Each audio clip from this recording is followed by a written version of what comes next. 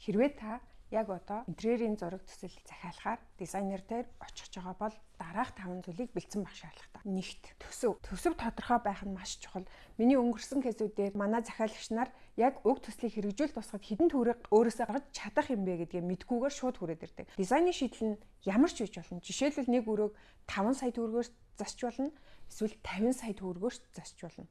Та ямар нэгэн төсвийг тодорхой болгож өгөхгүй бол дизайнер тэрийг яг алинд нь батааж хийх үү гэдгийг бодоход маш хэцүү болно. Захиалагч маань мэдээж маш гоё юм хийхийг хүсдэг. Тэр сэтгэл хөдлөл нь маш өндөр учраас мөнгө бутгуугаар эхлээд зураг хийлгчээ дараа нь төсвөө бодъё гэж боддог нь ихэнх алдаа гаргах, үл ойлголцол үүсэх, төсөл хэрэгжихгүй байх шалтгаан болдог. Хоёрдугаарх нь хэрэглээгээ тодорхой болгох. Таны яг хэрэглээ шаардлага чи юу вэ? Хүн бүр өөр өөрийн дадал зуршил, өөр өөрийн өгөгдөлтэй. Өөрийнхөө хэрэглээ зөв тодорхойлсноор ашиглалтын явцад ямар нэгэн асуудалтай тулгархгүй. Жишээлбэл та шүршөөрт орох дуртай, баанд орох дурггүй.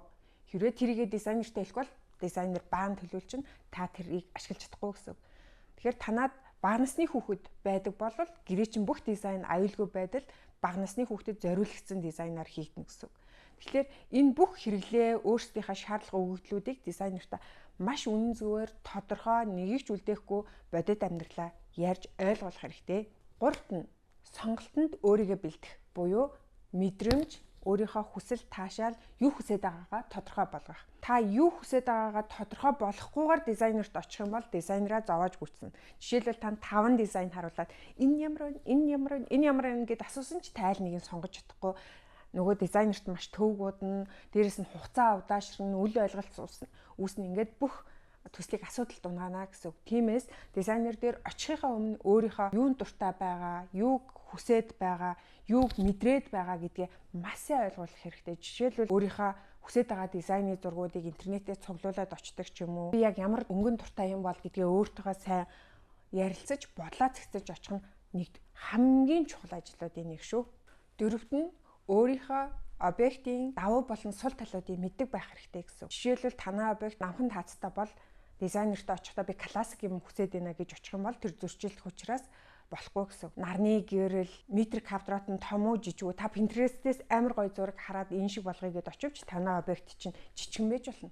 Тийм болохоор та өөрийнхөө объект юу нь ямар билээ гэдгийг маш сайн ойлгож мэдэрсэн байх шаардлагатай. Тэгээд дизайнер ч бас тэр объектыг чи үзээд за танай давуу болон сул тал чинь ийм юм байна гэд яг танай объект дээр үндэслээд дизайны санаагаа боловсруулдаг учраас өөрийнхөө объектын сайн муу талуудыг өөрөө мэдэрч ойлгосон байх нь маш чухал. Тав хамгийн чухал зүйл бол итгэлцэл, ойлголцол.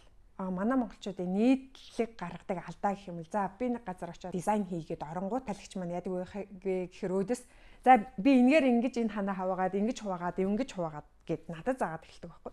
Тэгвэл та намайг өндөр үнээр хүлсэлсний ямар ч хэрэг гарахгүй. Яг гэвэл тэр хүн тэрийг яаж хуваахыг судалсахын тулд одоо маш олон жил суралцсан мэргэжлийн хүн та хүлсэж явж байгаа бол тэр хүнд яаж хуваахыг нь үлдээх ёстой. Тэгэхээр та ямар даалгавар өгөх ёстой вэ гэхлээр би тэдэн хүн амьдрах чинь би энд өрөөнд тэдэн өрөө байлгамаар байна. Тим булан байлгамаар байна. Надад тим хэрэгцээ шаардлага байдаг учраас би яг тим орон зайг хүсээд байна. Тиймэрхүү мэдрэмж авахыг хүсээд байна гэдээ яг өөрийнхөө хүсэж байгаа юмнуудыг хэлнэ. Харин тэр дизайнер, архитектор нь бодоод тэрийг яаж тэр хүний хүслийг аль болохоор батаач ингэж хийх вэ гэдгийг боддог байгаа. Тэгэхээр та мөнгө төлсөн бол дизайнертаа 100% итэг. Зарим хүмүүс болохоор дизайнертаа ямар өгөгдөл өгөхгүйгээр чиний фантазиг хармаар байна, чиний санааг хармаар байна гэж хэлдэг. Энэ бол дизайнерт ажиллахад хэцүү. Яг гэвэл хорвогийн сайхан барагдахгүй.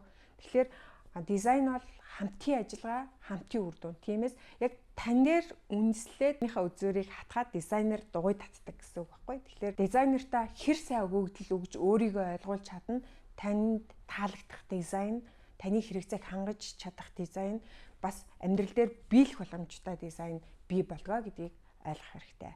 Баярлалаа. Дараагийнхаа зөвлөгөөгөөр би таны амьдарч байгаа гэр болон офис, ресторан дизайн нэг л таалагдахгүй нэг өөрчлөлмөр санагдаад яаж өөрчлөх юм мэдэхгүй байгаа бол дараагийн зөвлөгөөг минь сонсоорой.